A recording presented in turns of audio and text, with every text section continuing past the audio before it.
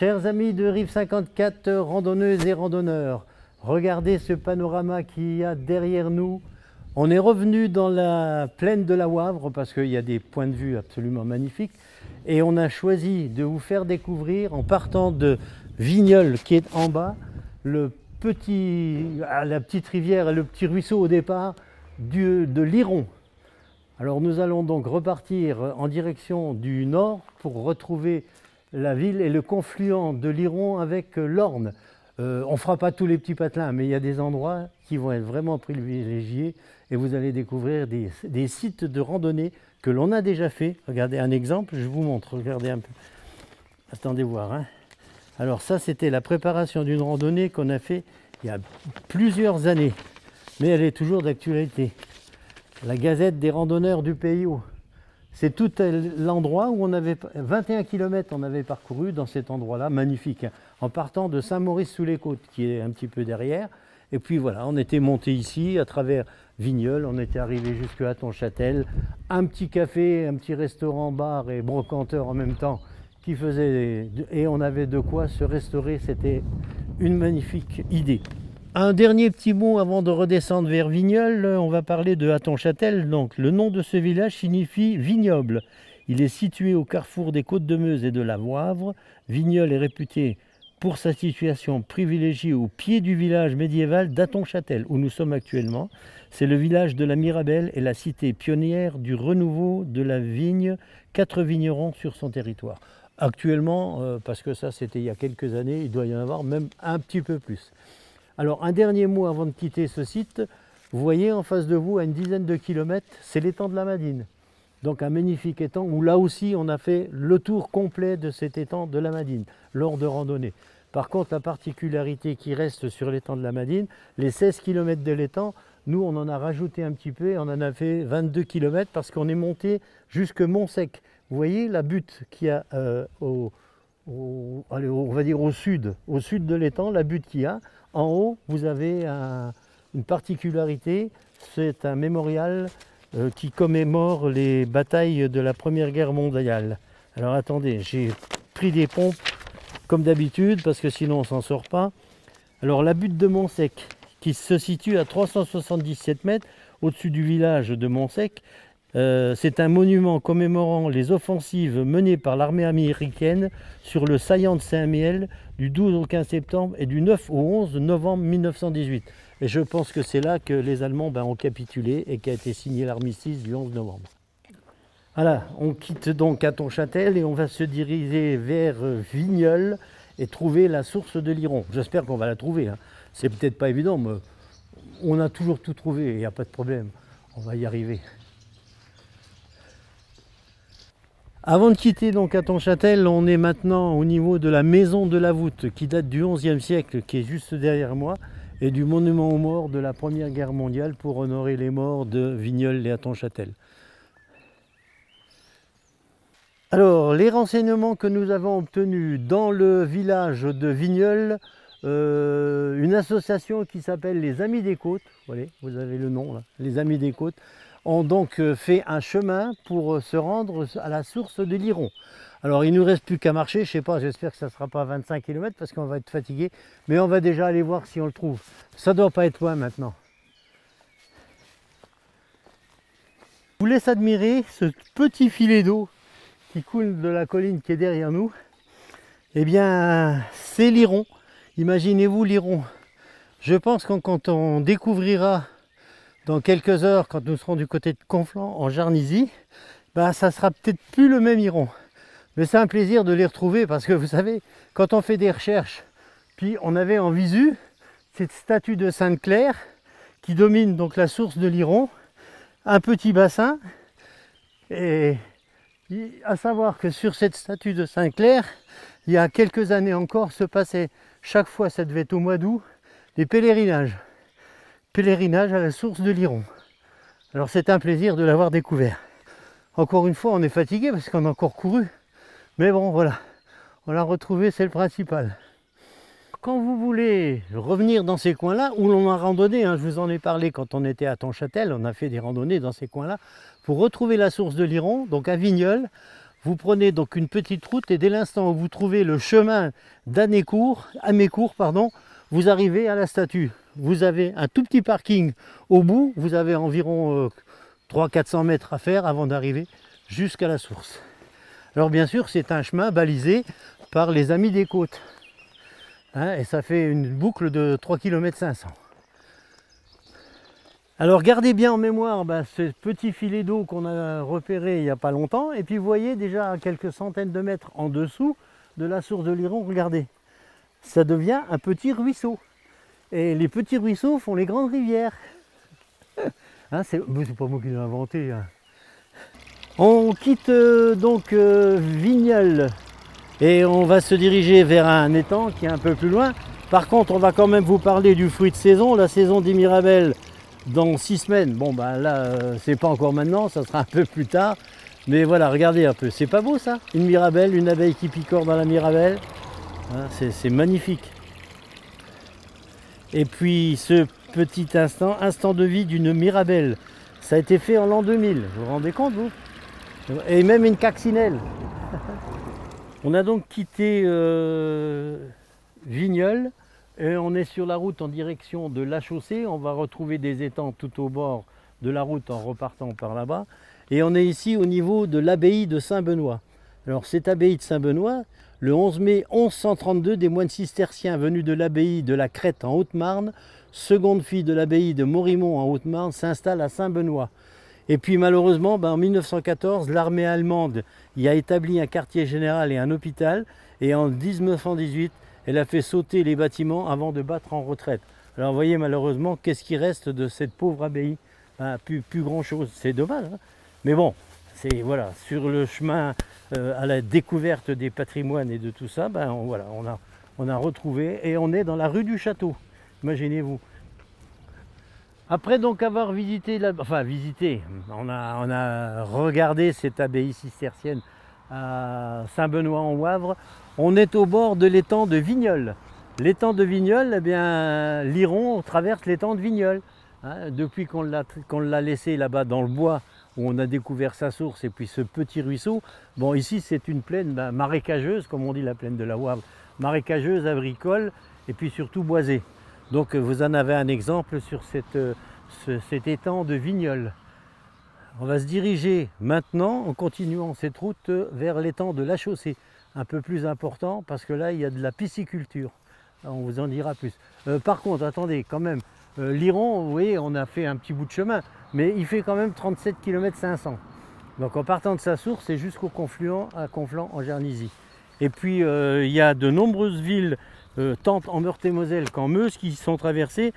Par exemple, Vigneulles-lès-Hattonchâtel, on en vient. Ville-sur-Iron, on ira après. Il y a Sponville, il y a Mars-la-Tour, Jarny, Annonville, Suzémont, Friouville, Conflans et le confluent de l'Orne. Et puis en Meuse, les communes en Meuse, il y a La Tour-en-Wavre, La Chaussée et Bernay-en-Wavre. Voilà. Donc il y a beaucoup de communes traversées et qui sont le long de la petite rivière de l'Iron. On vient de traverser une grande partie de la plaine de la Wavre. On est passé sur la D904 qui va en direction de Toul et plus loin Nancy. On est passé à Zavant, on est passé à Veules et maintenant on est au niveau des étangs de la Chaussée.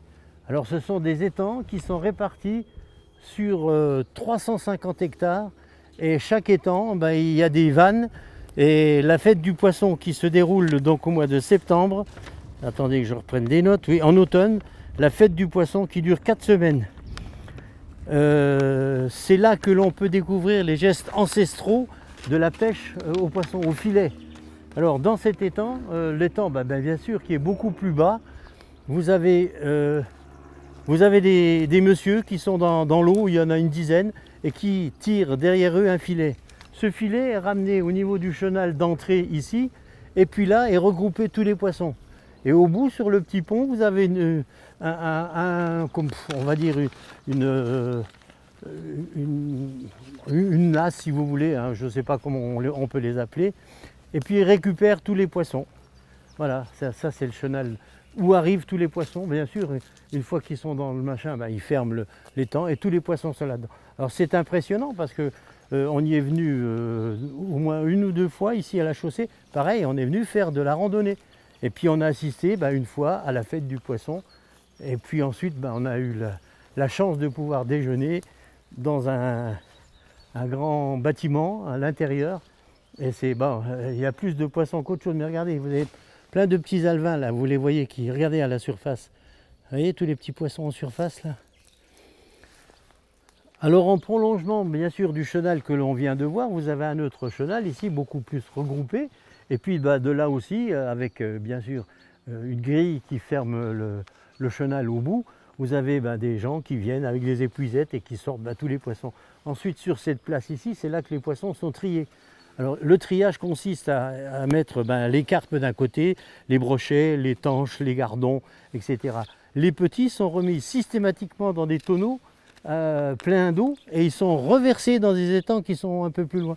Ce que je dis, sur cette superficie, il y a quand même 350 hectares d'eau et d'étangs. Et donc, tenez, je suis en train de parler, regardez derrière vous, on verra beaucoup mieux.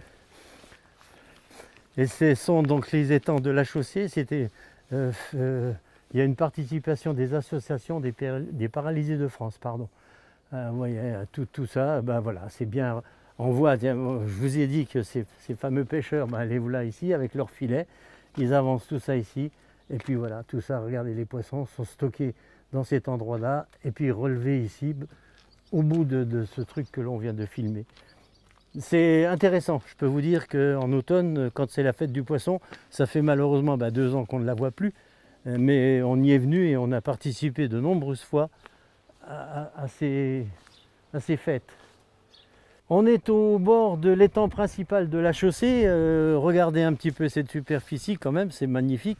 Et puis il faut savoir quand même, quand on vient ici à la chaussée, vous avez 3 sentiers de randonnée. On les a vus, ils sont juste un peu plus loin, malheureusement la grille est fermée pour cause ou de nettoyage ou je ne sais pas quoi. Et le long de ces sentiers balisés, vous avez comme celui-là 2 observatoires pour les oiseaux de passage, les oiseaux aquatiques, et puis les oiseaux qui viennent simplement se poser et repartent un peu plus loin. Mais enfin, c'est un endroit absolument merveilleux à découvrir. C'est tout plat, donc là vous n'êtes pas fatigué, il n'y a pas de côte, donc là vous pouvez randonner sans aucun problème. Donc après avoir traversé la chaussée et visité les étangs de la chaussée, on est arrivé donc toujours en continuant sur la plaine de la Wavre. On a rencontré une ligne de chemin de fer et on descend maintenant sur Ville-sur-Iron pour bien vous montrer que ce qu'on avait prévu, c'est-à-dire descendre la rivière de l'Iron, donc on doit la retrouver quand même. Alors ici derrière moi, ce sont quand même quelque chose de formidable, ce sont les vestiges de la guerre de 1870. Alors où on se battait quand même encore à cette époque, à cheval avec des fusils et puis des sabres. Alors quand on pense que sur ce plateau, Iron est juste derrière vous, Ville-sur-Iron, pardon, est juste derrière vous, il y a eu sur ce plateau quand même plus de 90 000 soldats allemands et 120 000 soldats français, mais toujours à cette époque sur des cavaliers, 8 000 cavaliers français et allemands. Ici c'était le 16 août 1870. Alors on va arriver donc à Ville-sur-Iron et avant de descendre, on est sur le point culminant, je pense, des sentiers pédestres. Ce sont les sentiers des 4 horizons. Le sentier des 4 horizons, parce que c'est vrai que vous regardez tout autour de vous, on a quand même une vue absolument super. Alors, regardez bien derrière vous, donc c'est sur ma gauche maintenant, ce sont les côtes de Meuse. Et si vous regardez de l'autre côté, le temps est relativement clair, on a de la chance, regardez droit devant moi, vous avez un point blanc. Vous savez ce que c'est que ce point blanc? Eh bien c'est simplement la tour de Le Corbusier, voilà, à côté de Briey. Vous voyez un peu le point de vue quand même qui est ici. Et ça, c'est donc un point qui est situé sur les chemins champêtres autour de Ville-sur-Iron qui font à peu près 9 km. Nous sommes donc maintenant au cœur de Ville-sur-Iron. Donc Ville-sur-Iron, certainement que l'on doit découvrir l'Iron quelque part. Comme la route elle descend, à mon avis, il doit y avoir un pont quelque part pour retrouver l'Iron. Alors fin mai se tient un festival international du film documentaire sur la ruralité. C'est avec le concours du parc naturel régional de Lorraine et c'est aussi appelé Caméra des Champs. D'ailleurs on a vu plein d'affiches dans le village où c'est marqué Caméra des Champs. Le château de la Grange, il y a également un château qu'on appelle le Châtelet au lieu-dit de Ville-au-Pré. Ce site actuellement occupé par une nouvelle ferme édifiée au 19e siècle. et puis le château de Ville-sur-Iron. Voilà. L'église paroissiale que l'on n'a pas encore vue, mais qui doit être un peu plus bas, l'église paroissiale, c'est Saint-Gorgon. Et la chapelle oratoire de la Ville-au-Pré, c'est un lieu-dit. On va essayer de trouver tout ça, peut-être pas tout, parce que le temps va se gâter. Et puis voilà, vous avez ici la direction, donc des 9 km des circuits des 4 horizons, que l'on a vu quand on était au niveau de la bataille de 1870. Je pense que c'était le point culminant, 221 mètres comme ils disent, et qui nous a permis de constater qu'on avait dans notre dos les côtes de Meuse et sur notre droite la tour de Le Corbusier, la cité radieuse de Le Corbusier à Briey. Voilà, on continue. Je vous l'avais dit quand on était en haut du village qu'on trouverait l'Iron pour la traverser d'un pont. Regardez s'il est magnifique ce pont. Alors imaginez-vous, il y a quelques heures, quand on est parti de la source de l'Iron à Vignoles-lès-à-Tonchâtel, vous vous souvenez de la grande quantité d'eau qui sortait du petit ruisseau là-bas, à côté de la statue de Sainte-Claire? Ben regardez, il est déjà quand même un petit peu plus large ici. C'est magnifique. Voilà, donc on arrive à la fin de notre émission. On est en train de longer l'Orne. Et quelques mètres devant nous, on va certainement rencontrer le confluent de l'Iron et de l'Orne. C'est ce qu'on cherchait. Alors donc, on va voir si on le trouve. Parce que c'est pas évident. Bien, chers amis de Rive 54, randonneuses et randonneurs, quand on a dit qu'on voulait aller au confluent de l'Iron et de l'Orne, on y est enfin arrivé. Voilà. Sur ma gauche là-bas, la petite rivière qui coule, c'est l'Iron. Et ici devant nous, c'est l'Orne. Alors tout ça, ça se dirige vers Atrise, Jarny d'une part, Atrise, et puis on doit trouver également quelques kilomètres plus loin le confluent de l'Orne et du Longeau, qu'on fera un autre jour, parce que là maintenant je suis fatigué. Là c'est fini, j'en peux plus. À la prochaine randonneuse, randonneur, et bien chers amis de Rive 54. Et puis voilà, on espère que cette découverte, encore une fois, vous a bien fait plaisir. On a fait quelques kilomètres, on a marché dans la steppe, dans les orties, enfin bref, c'est pas une vie facile, vous savez. Mais bon, on prend un grand plaisir à vous faire découvrir tout ça.